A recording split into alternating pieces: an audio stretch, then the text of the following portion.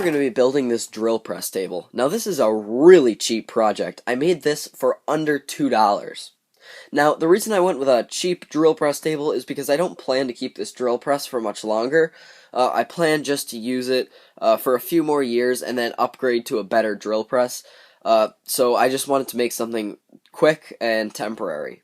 Now this is actually a lot better than I thought. It came out really well, so I can't wait to get a lot of use out of this. But for now, you can just follow along, watch this video, and watch how I made this $2 drill press table. Alright, now we're going to start off by squaring up the corners of these boards, which I got at Home Depot in a scrap wood pile for 88 cents a piece. So we're just going to get to squaring these up.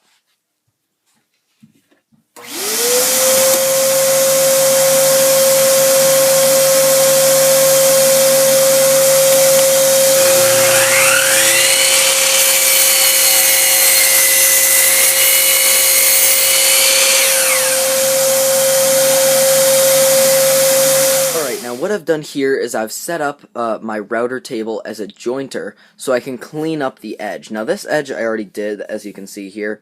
It's really smooth, so now what we're going to do is do that same thing on this rougher side.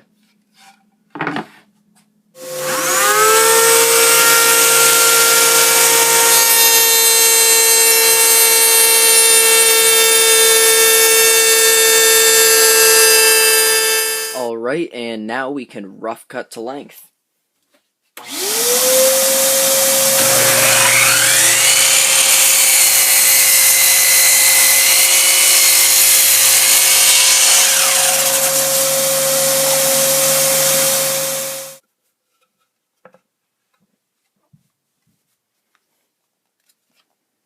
And as you can see from jointing the wood, we have a much better fit between these two edges.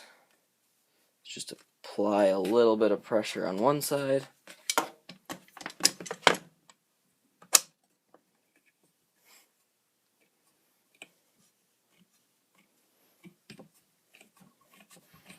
That's a good joint, and I'm going to put one more clamp on the middle off camera. Alright, and here's the whole glue up. I've got 3 clamps going across, and then I have 3 clamps over here holding it to the bottom of the workbench, or to the underside of the bench top, so that it'll keep this nice and flat as it dries. Alright, and the glue up's complete, so now I can just use a chisel and peel off this glue squeeze out. So I'm just going to do that down the rest of the way.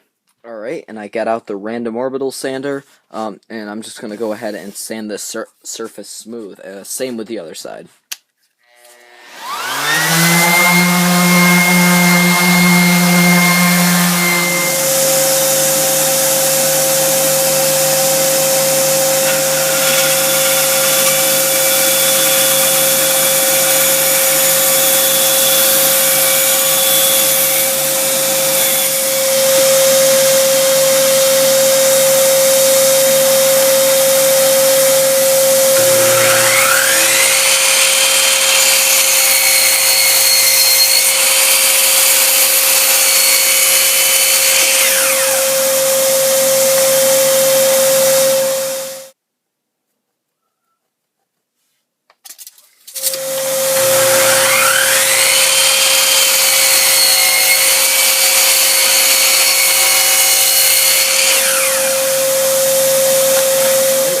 Marked out this little area to cut out, and I just used a master lock to trace that. And what this is going to do is, if we come over here to the drill press, you can see this is going to slide in there. Now I might have to cut a little bit more of this out, but I'm going to try this first and see how that works.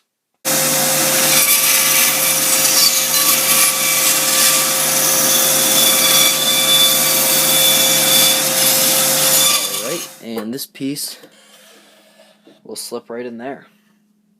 Alright, so now what I've done here is I've made a little insert. This is going to be, this insert is 2 inches by 2 inches, and it doesn't really need to be any bigger than that. And the reason I got 2 inches was because my biggest Forstner bit here is a little under 2 inches, so that will work just fine.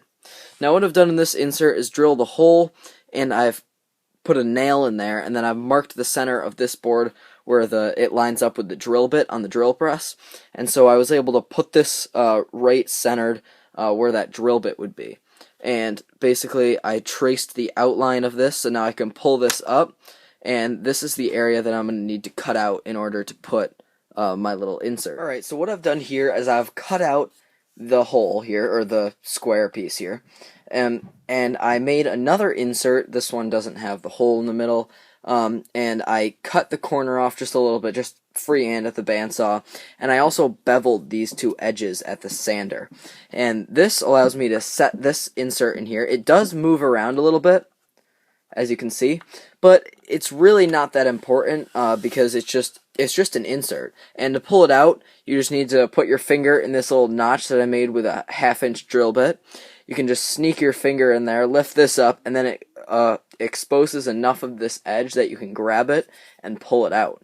Alright, now what I'm doing here is I'm gluing up what's going to be the fence, and basically all this is just a piece that is 2 inches high by the table length, so 16 inches long, and then I have these two little 6-inch pieces on the back, and this gap is so that it can go all the way up against the back post on the drill press.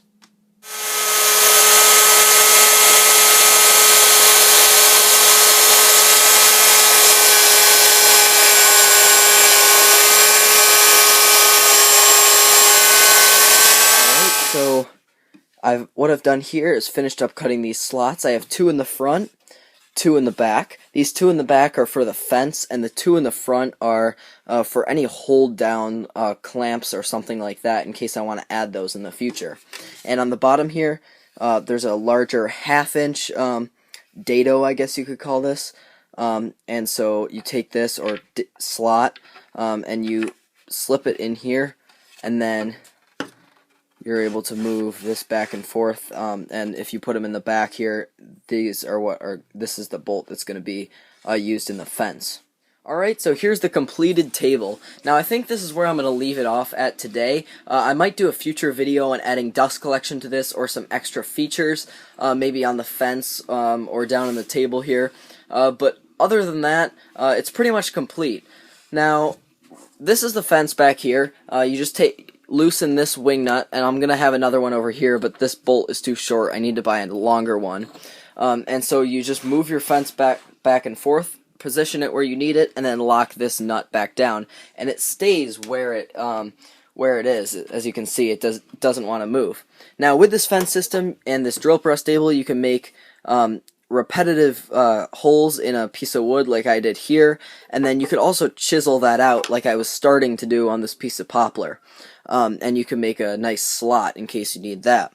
So overall, this is a really good build for a little under $2. I mean, you really can't get any better than this unless you get the wood for free. So if you have it laying around, you can easily build this project. You can modify it any way you like. And that's just about it. Alright, so please subscribe. Thanks.